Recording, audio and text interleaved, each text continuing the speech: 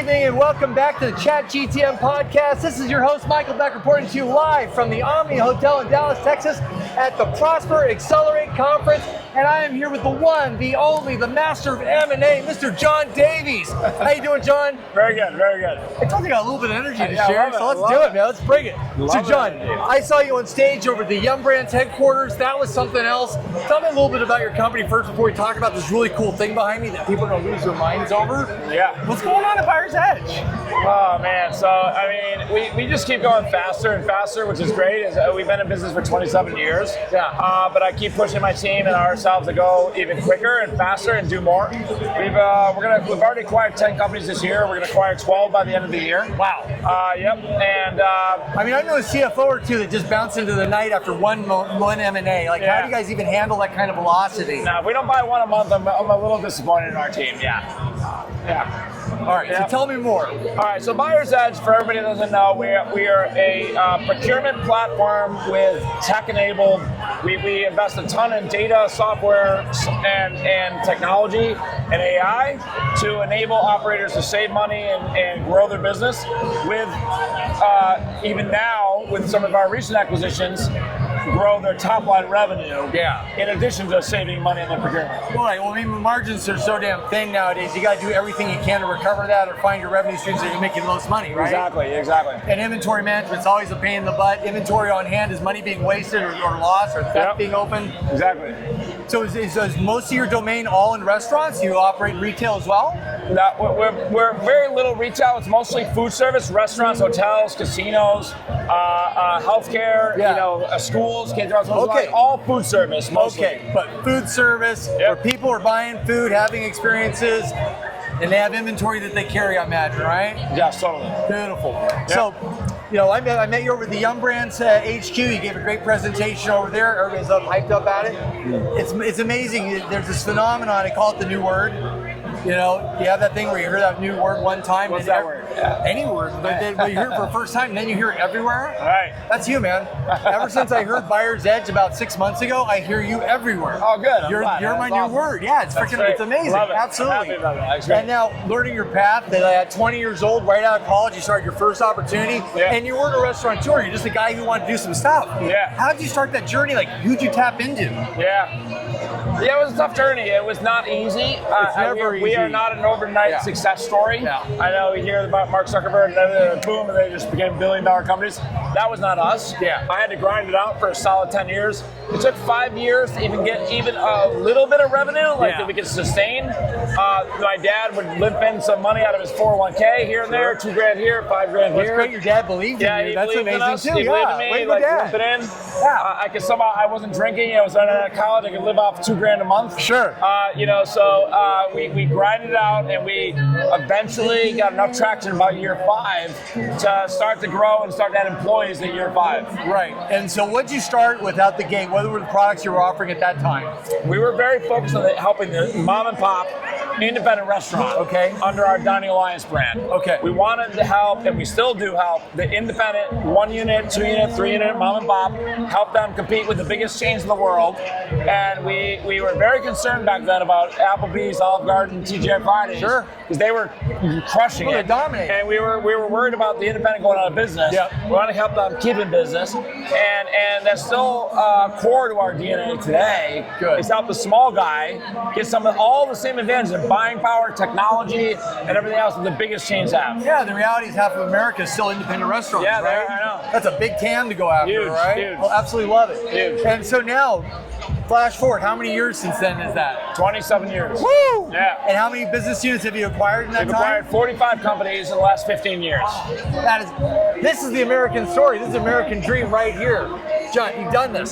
So now what? What's up? Marcus Aurelius has said, when Alexander saw the breadth of his domain, he wept, for there are no more worlds left to conquer. I don't think you're there yet. No, not right? there yet. You're at the top of the hill, but there's another mountain to climb every time. Oh. And it sounds like that mountain's AI. Yes. And if AI was a drinking game and we took a shot every time we heard it, we'd be trashed. Oh my God. Right? Well, let's talk about AI now. You want me to talk about AI? Yeah. We're going to burn up like 2 hours of this podcast As on much AI. as we can fit into and let you get back to the party. I live and breathe AI every day. I hear a sequel coming on, by the way. And I spend so much time on AI, it's not even funny. Yeah. I want all my company AI. I frankly won't even hire a new employee unless they are proficient in some form of AI. They need to use it in their personal life, they use it in their work life. If they don't, they're not getting hired with my company. All day. And we are standing up multiple AI platforms all the time. We had a hackathon in Chicago about a year, only 6-7 months ago. Okay. And the whole goal of the hackathon was to build AI agents for food service. Love that stuff. Yeah, all day. The ChatGPT had only announced AI agents 2 weeks before my hackathon. Oh, really? And we challenged them to build AI agents. Okay, and are we talking no code or just code? Or These are all the above. All things we invited 160 developers, product managers, data scientists, and they had to build AI agents in 24 hours. I was concerned they wouldn't build any. They built 40 in 24 hours. Well, you probably had a bunch of ADHD programmers that could do it overnight and just figure that stuff out. They stayed up all night, unlimited booze and whatever they needed, Red Bulls and everything, and they built 40 in 24 hours. What was just give me the top 3 that came out of that? The number one, we paid a $5,000 prize to the number one winner. Okay. They built a FSMA AI agent, would track and watch whether they were tripping up the food safety, traceability, foodborne illness issues. Wow. Okay. And it tracked the USDA website, was scraping every day, constantly, every 10 minutes. Yeah. And then it would alert the restaurant if they owned that inventory to the quarantine. Does it tap into the blockchain on top of that? They didn't do blockchain in 24 hours. Sure. You never but that's know. the idea. Yeah. And then it would eventually call them, literally outbound call the restaurant look and say, you have a foodborne illness in your kitchen, you need to quarantine it right now, confirm that you quarantined it. They say, yes, I've quarantined it. Great, would you like me to send you a report so that in case you get audited by the USDA, liability covered? Yes, you have a report. Yes, emails them a report. That is gangster. That is straight up gangster. 24 hours. Wow.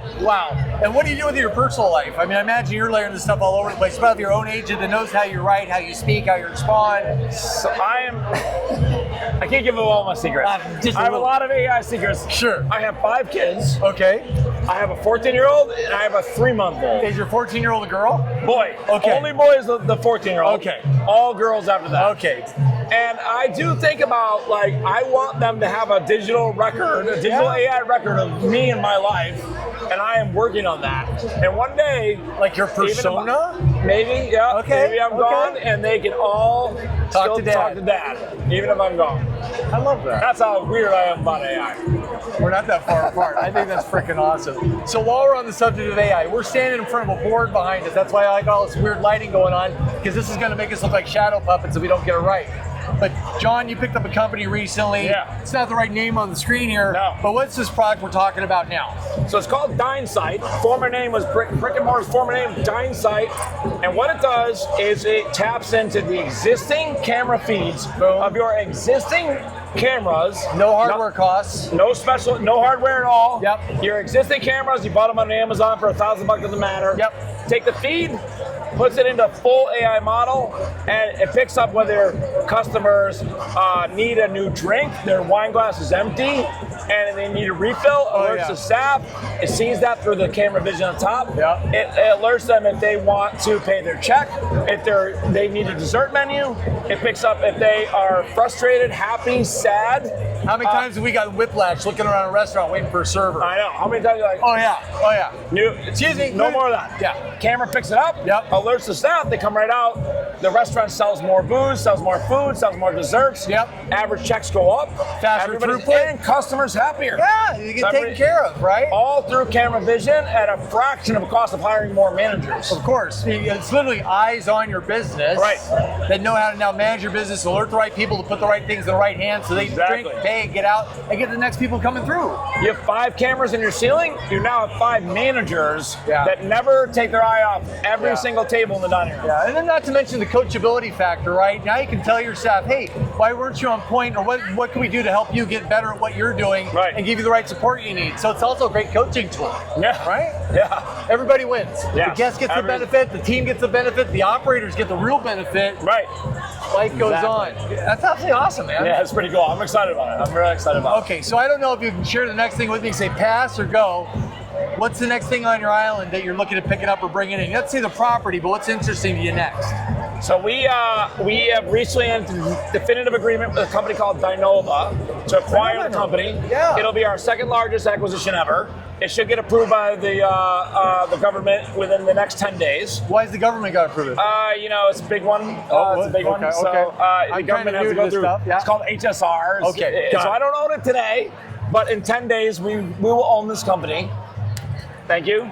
F&A. That's awesome. F&A on the M&A. Right. Exactly.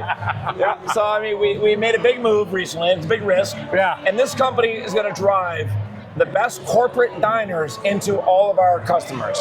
So think Amazon employees, Microsoft, Ernst & Young, Deloitte and Touche, like the best employees in the biggest companies that have Amex cards. And they have to entertain customers. They have to buy food. They're pharmaceutical reps that buy food for doctors' offices. They do catering to the biggest office buildings in the world. Oh my God. These are the biggest companies in the world that spend a lot of money in restaurants, and we drive them to our restaurants. So it's your marketplace, your restaurants inside your tent that are getting the benefit of that you're putting together for everybody inside the corporate world. Yes. Phenomenal. Yes, Monday through Thursday, when restaurants are slow, business travelers, like we are on a business conference right now, we're spending money, we're out. This is a Wednesday night. That's the customer these restaurants want. With a corporate Amex card, they're ready to order another glass of wine, another bottle of wine, and they're entertaining customers. Average checks are 2-3 times higher than typical average checks. Right? And who doesn't want, what restaurant doesn't want that customer? No, it's repeat business. Yes. We're going to drive those customers into our best in restaurants. multiple markets. Yes. Right? Everywhere you go, it goes with you. Exactly. Phenomenal.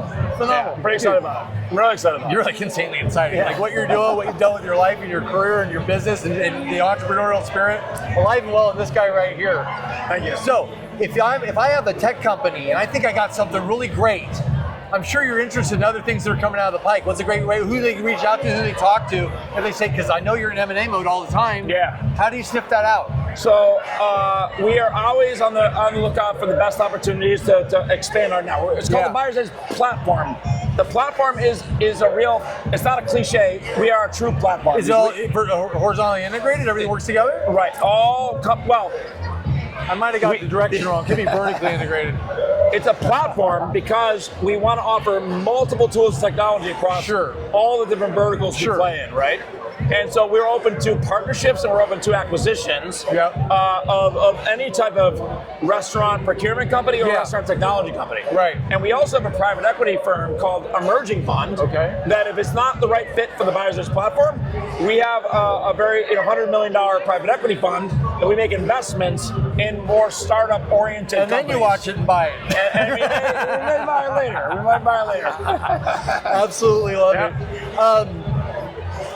Thinking about that and all the tech that you have out there, so you have a solution suite, a number of solutions under the platform. There's got to be a huge professional services team, consulting group that operates in there. Can you share a little bit with me about that? Yeah, so we've acquired about 6 companies that are more professional services. They're like the full outsourced procurement. We have about 100 employees that, like, if you need a white glove service and you want to like fully help with negotiating contracts, misfix shorts, all kinds of procurement problems, we have a whole team for that. But implementation, deployment of your solutions? Yeah, we have 1,200 employees now. We've grown to 1,200 employees. Global? We have about 150 in Europe, Europe and international. That's included in the 1,200. So we're growing. We have a number of acquisitions going on in Europe right now. So excited. I go to Europe. I'm excited to work with them.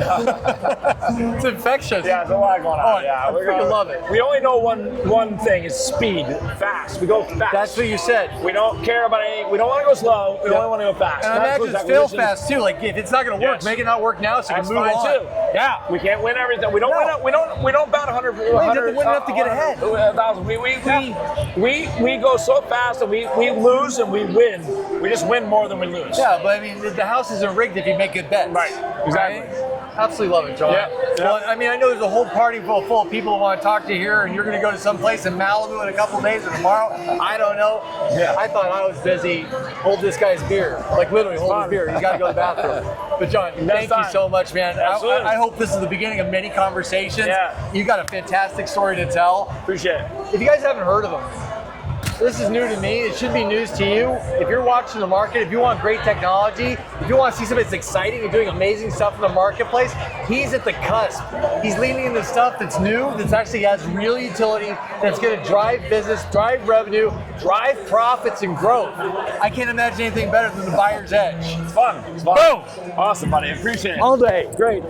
Thanks, So, everybody. this is the ChatGTM podcast. Signing off here from the Omni Hotel at the Prosper Accelerate Conference. This guy is accelerating. He's rocketing down the track. And we'll see you next time.